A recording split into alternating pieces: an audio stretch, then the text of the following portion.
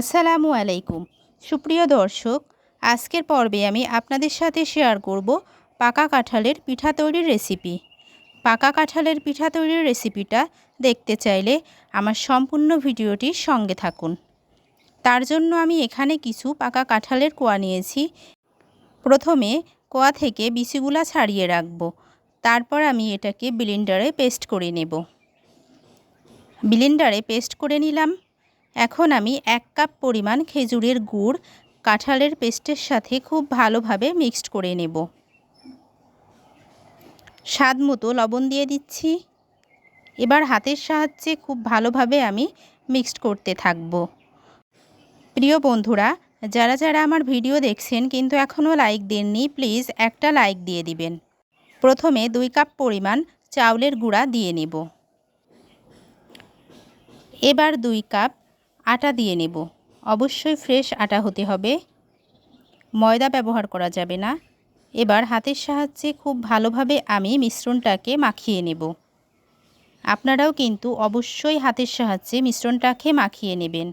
যদি চামচ ব্যবহার করেন তাহলে কিন্তু মিশ্রণটা খুব বেশি দারুণ হবে না এবং পিঠাগুলো ফুলবে না। আমি এটাকে মাখিয়ে নিলাম। এখন কড়াই তেল দিয়ে নেব। অবশ্যই কিন্তু সাদা তেল দিয়ে নিতে হবে। তেল গরম হয়ে এসছে। এখন আমি গরম তেলে ছোট ছোট আকারে পিঠাগুলো ছেড়ে দেব। বন্ধুরা, যারা যারা আমার চ্যানেলটি সাবস্ক্রাইব করেছেন তাদের সবাইকে অসংখ্য অসংখ্য ধন্যবাদ।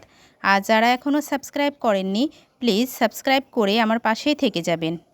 এভাবে আমি সবগুলো পিঠা তেলের মধ্যে ছেড়ে দেব। বন্ধুরা, পিঠাগুলো এখন আমি উল্টিয়ে দেব। পিঠার কালারটা কিন্তু খুব দারুণ এসছে। পিঠাগুলো প্রায় হয়ে এসছে। এখন ছাঁকনির সাহায্যে আমি ছেঁকে তারপর উঠিয়ে নেব। পিঠাগুলো কিন্তু অবশ্যই একটু ডিপ ব্রাউন কালার করে ভেজে নিতে হবে, তাহলে দেখতেও সুন্দর লাগবে এবং খেতেও টেস্টি লাগবে।